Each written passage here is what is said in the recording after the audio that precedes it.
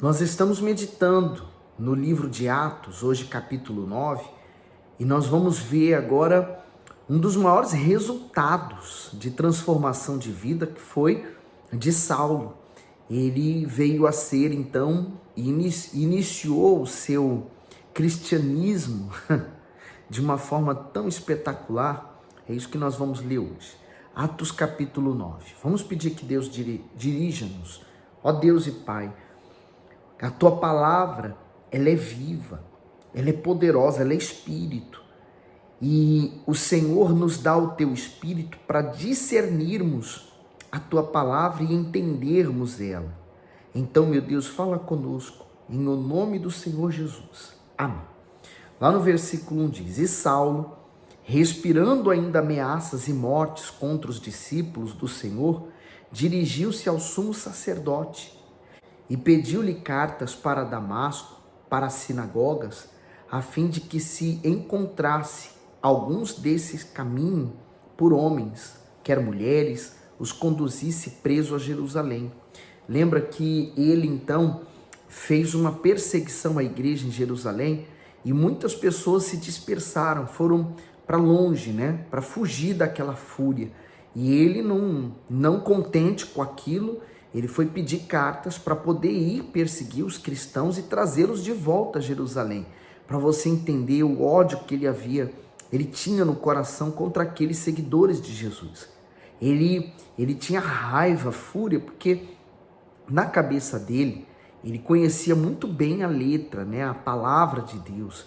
E não adianta você conhecer a palavra de Deus. Por exemplo, tem muitos crentes, tem muitas pessoas que elas estudaram a palavra de Deus, fizeram até faculdade de teologia, mas isso não leva a pessoa a conhecer a Deus. Quando você conhece a Deus, é no seu íntimo. Há uma diferença. Você vai notar isso aqui nele, quando isso acontecer. Mas não adianta você saber da lei, dos profetas, você conhecer bem a Bíblia, você sabe citar versículos aqui, ali, acolá, se você não conhecer o autor dessa Bíblia. Então, ele estava pensando, fazendo um trabalho para Deus e pensando que estava agradando a Deus. Olha só o 3. E indo a caminho, aconteceu que chegando perto de Damasco, subitamente o cercou um resplendor de luz do céu. E caindo em terra, ouviu uma voz que lhe dizia: Saulo, Saulo, por que me persegues? E ele disse: Quem és, Senhor? E disse o Senhor: Eu sou Jesus, a quem tu persegues. Duro é para ti recalcitrar contra os aguilhões. E ele, tremendo e atônito, disse: Senhor, que queres que eu faça? E disse-lhe o Senhor: Levanta-te e entra na cidade, e lá te será dito o que te convém fazer. Aquele que saiu, destinado a fazer mal aos cristãos, com fúria, com raiva, agora está prostrado no chão, falando com aquele a quem ele estava perseguindo, porque todos que perseguem um cristão, perseguem o seu Senhor, que é o Senhor Jesus. Então, olha o que o bispo Macedo diz aqui, que queres que eu faça? Todo o orgulho e toda a prepotência de Saulo caíram por terra diante da magnífica revelação do Filho de Deus. E isso foi visto também nas suas palavras, que não tinham mais o tom de arrogância de antes. Definitivamente, ele já não era aquele homem que fazia prevalecer a sua própria vontade pela força. Pelo contrário, com o espírito humilhado e com o coração contrito, conheceu a soberania do Senhor Jesus e se rendeu aos seus pés. Para Saulo, já não interessava mais o que ele pensava ou considerava como certo, pois, a partir daquele instante, as razões deixaram de existir e o que realmente importava era saber a vontade do Senhor. Por isso, ele não argumentou com o mestre e tampouco se preocupou com o que os sacerdotes, os escribas e os fariseus diriam da sua atitude. Essa é a postura do verdadeiro convertido. Afinal, para ele, a vontade de Deus está acima de tudo, ainda que isso contrarie a muitos. Sabe o que eu vejo também? Por exemplo, ele estava convencido do trabalho dele, que era um trabalho para Deus. Quer dizer, nas boas intenções dele, ele estava fazendo algo pensando ele em agradar a Deus. Diferente daqueles religiosos que perseguiam a igreja, que perseguiam o Senhor Jesus, que o medo deles, o receio deles, era perder a posição, o cargo, o dinheiro, a fama, o nome. Essa é a diferença. A diferença de Paulo é que ele não está preocupado com ele próprio, com o nome dele. Ele queria defender a causa de Deus, né? Na cabeça dele ele estava pensando assim. Então o coração dele, na verdade, era puro. Daí você entende por que Jesus apareceu para ele e chamou ele. E ele veio se tornar um dos grandes apóstolos. E Deus não apareceu para aqueles outros religiosos. Porque mesmo depois da conversão de Saulo, né, tudo que aconteceu com ele era para aqueles religiosos crerem nele, no que ele estava falando. Mas mesmo assim, eles preferiram serem duros, resistirem à palavra, porque eles não queriam perder nenhum privilégio que eles tinham. Então, ele diz assim no 7, e os homens que iam com ele pararam espantados, ouvindo a voz, mas não vendo ninguém. E Saulo levantou-se da terra e, abrindo os olhos, não via ninguém. E, guiando-o pela mão, o conduziram a Damasco. E esteve 3 dias sem ver, e não comeu e nem bebeu. Ele precisou ficar cego fisicamente para enxergar através dos olhos do Espírito. Antes, ele via com os olhos físicos, mas os seus olhos espirituais estavam cegos. Assim a pessoa que ainda não nasceu de Deus, ela tem um espírito nela, mas está morto. Quando ela então tem esse encontro com o Senhor Jesus, é gerado, é regenerado o espírito dela, ela passa a ter comunhão com Deus. Olha só, no 10, e havia em Damasco um certo discípulo chamado Ananias, e disse-lhe o Senhor em visão, Ananias, e ele respondeu, eis-me aqui, Senhor. E disse-lhe o Senhor, levanta-te e vai à rua chamada à direita e pergunta em casa de Judas por um homem de Damasco chamado Saulo, pois eis que ele está orando. Imagine essa notícia de Deus, né? Ele foi destinado a perseguir os cristãos. E agora Ananias, Deus está falando assim, olha, vai naquele endereço. Olha que o Senhor Jesus sabia até o endereço. Vai nesse endereço, Saulo está lá orando. No 12, e numa visão, ele viu que entrava um homem chamado Ananias e punha sobre ele a mão, para que tornasse a ver. E respondeu Ananias, Senhor, há muitos ouvi acerca deste homem, quantos males tem feito aos teus santos em Jerusalém. E aqui tem poder dos principais sacerdotes para prender a todos os que invocam o seu nome. Ele não sabia que Saulo havia se convertido. Assim a pessoa, né?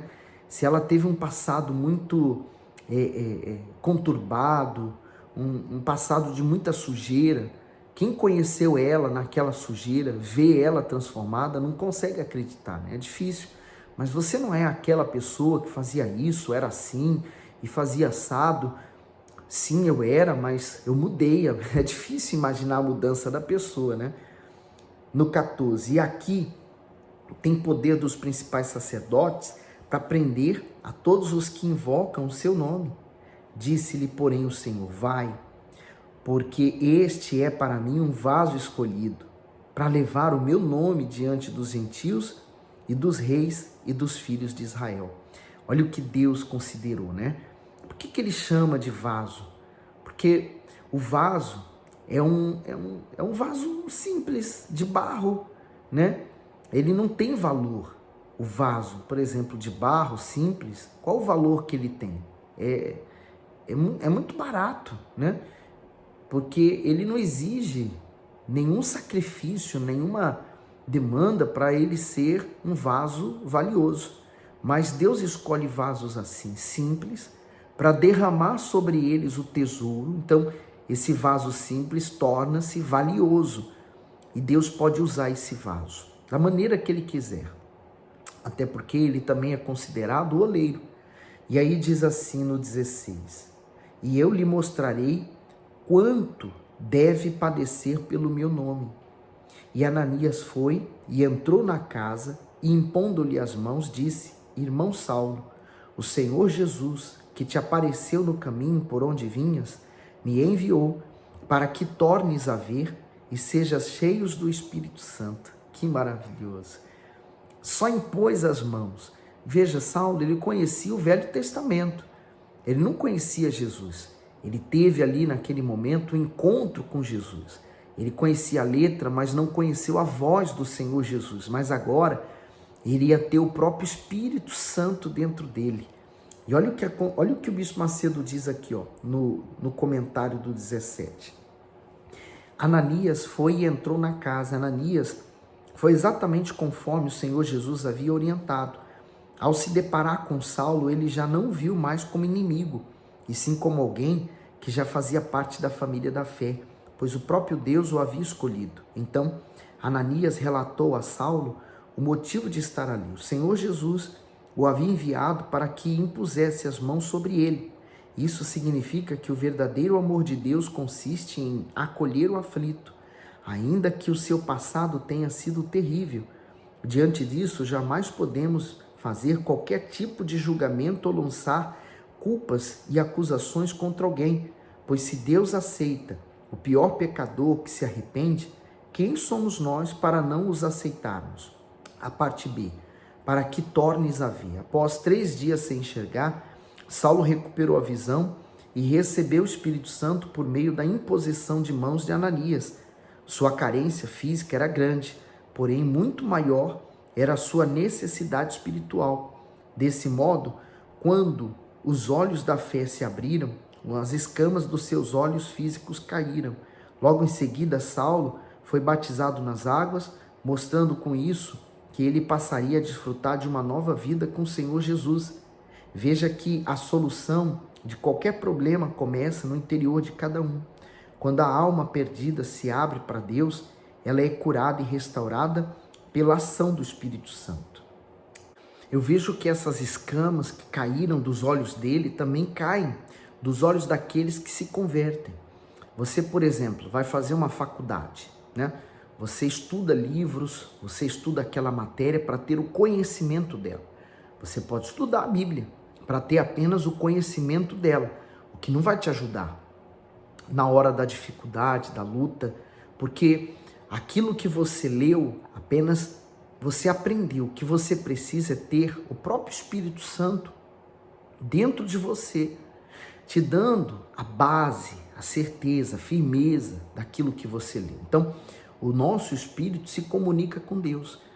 Então, o Espírito Santo em você, ele vai puxar toda a sabedoria que vem de Deus para dentro de você. Então, você torna-se em outra pessoa.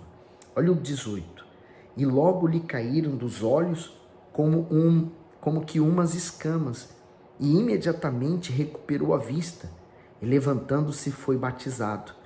E tendo comido, ficou confortado. E esteve Saulo alguns dias com os discípulos que estavam em Damasco. E logo nas sinagogas pregava a Cristo, que este é o Filho de Deus. Quem foi perseguindo a igreja agora estava pregando a Cristo. Era confuso. Olha o 21. Confuso para quem, esperava que ele fizesse aquela obra de destruição dos cristãos.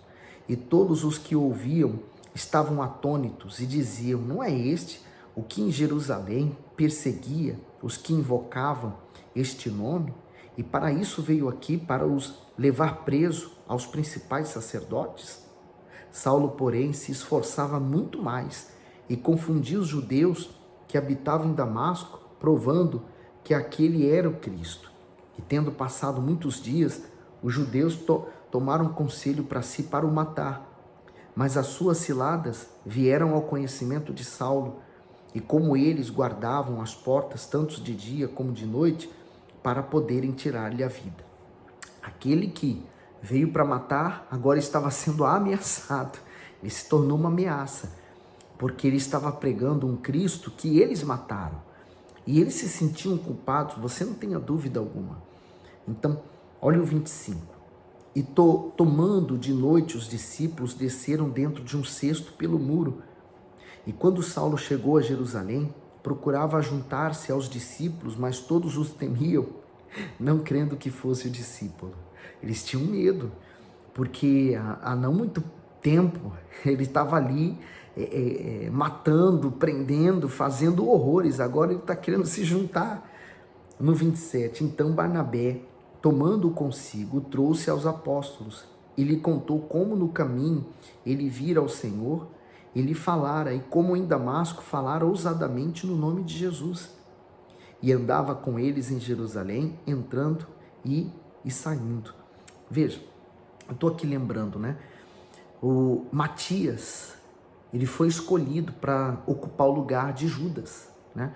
Então eles fizeram um voto e todos votaram em Matias. Tinha 2 candidatos, né? E eles escolheram, então Matias veio assumir o cargo de apóstolo. Mas eu não vejo aquilo como a vontade real de Deus, porque olha quem veio substituir os 12. Foi Paulo, né? Foi aquele que ninguém imaginava, que ninguém cria nele, que era impossível Saulo se tornar um cristão, né? Muito menos um apóstolo. E se tornou por escolha de Deus.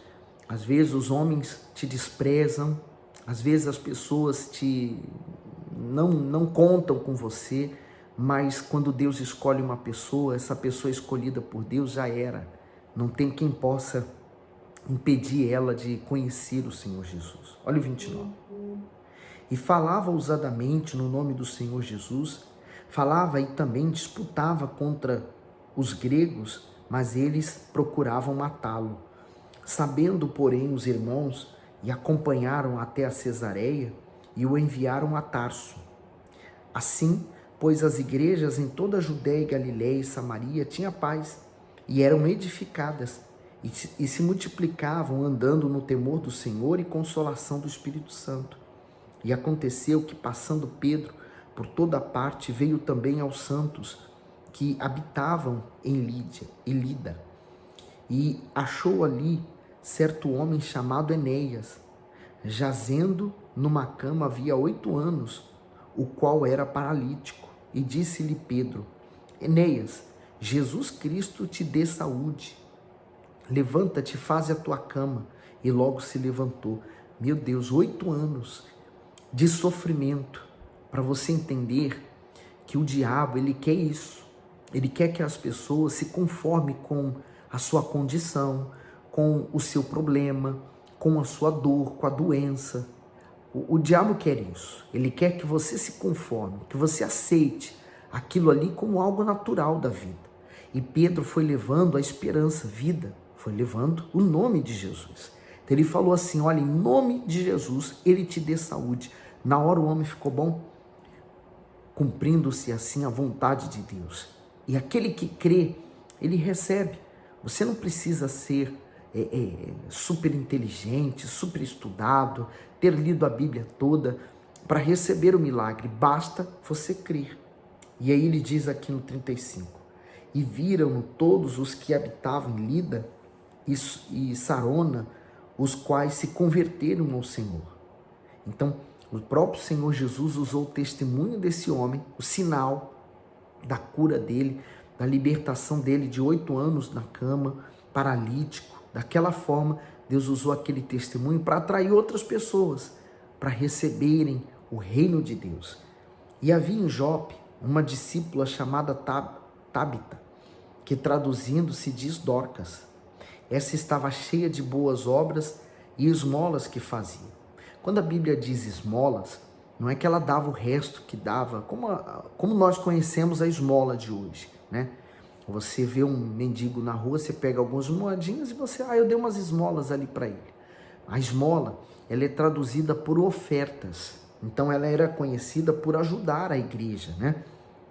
No 37, aconteceu naqueles dias que, enfermando ela, morreu, e tendo-a lavado, e a depositaram no quarto alto.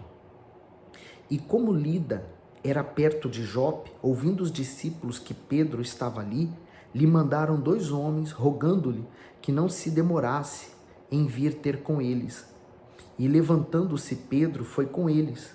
E quando chegou, o levaram no quarto alto, E todas as viúvas o rodearam, chorando e mostrando as túnicas e roupas que Dorcas fizera quando estava com elas. Quer dizer, ela fazia muitas caridades, né? Ela ajudava aquelas mulheres, ela costurava roupas, dava para elas, quer dizer, era uma mulher muito amada. Olha o 40. Mas Pedro, fazendo sair a todos, aí você até pode se perguntar, mas qual a razão de Pedro ter mandado todas sair? O sentimento que estava ali envolvido não ajuda a fé. O choro não ajuda a fé. Você precisa ter a fé pura, genuína, para provocar o milagre. E isso aí, você tem que ignorar totalmente o que você sente. No 40 de novo. Mas Pedro, fazendo sair a todos, pôs-se de joelhos e orou. E voltando-se para o corpo, disse: Tabita, levanta-te. E ela abriu os olhos e, vendo a Pedro, assentou-se. E ele, dando-lhe a mão, a levantou e, chamando os santos e as viúvas, apresentou-lhes viva. E foi isso notório por toda Jope, e muitos creram em Jesus. Aí, olha só o que o bispo Macedo diz. Dorcas era uma discípula do Senhor Jesus, conhecida e amada por suas obras em prol do próximo. Certo dia, ao saber da morte de Dorcas, Pedro foi imediatamente a Jope. Vendo a comoção que pairava no quarto onde o corpo da mulher estava, o apóstolo pediu para que todos se retirassem do lugar. Somente quando afastou qualquer emoção de Pedro de si, Pedro usou a fé e ressuscitou Dorcas. Isso evidencia que não é de fé emotiva ou sentimentalismo que move a mão de Deus em nosso favor, e sim a fé racional, consciente e intrépida. E para terminar, o 43 diz: E ficou muitos dias em Jope com um certo Simão, o curtidor. Então, hoje nós terminamos aqui. Medite bem nessa conversão de Paulo, né? Ela foi tão forte e ele se tornou o apóstolo Paulo, né?